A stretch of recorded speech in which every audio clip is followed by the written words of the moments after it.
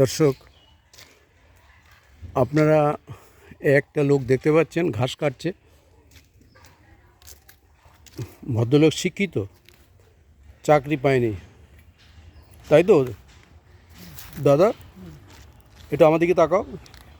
তোমার নামটা কি? আপনার ভুল বললাম, আপনার নামটা কি? হ্যাঁ, বিশ্বনাথ বালা। দিকে আপনি বলুন।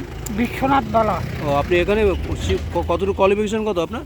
আমার স্কুল ফাইনাল। School final. আজ থেকে কত বছর আগের? থেকে প্রায় 60।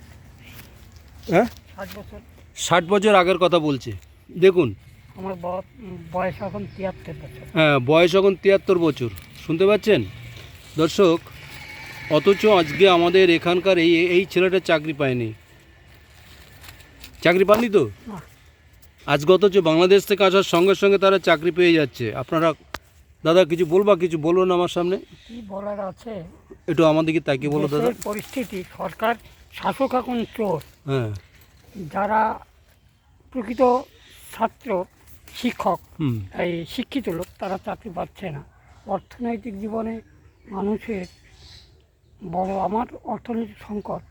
তো মেয়েটা এমএ পাস করেছে, নেট পাস করলো, চাকরি পেল না এখনো। চাকরি পায়নি? না।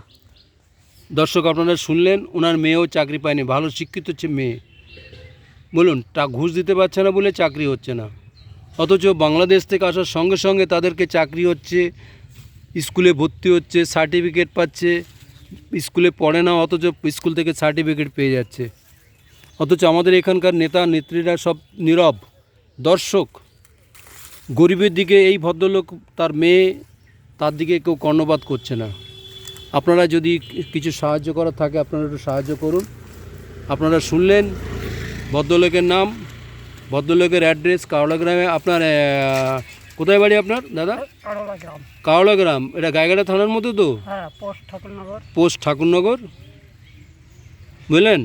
আপনারা দেখুন পশ্চিমবাংলার অবস্থাটা, দেখুন ভারতবর্ষের অবস্থাটা দেখুন।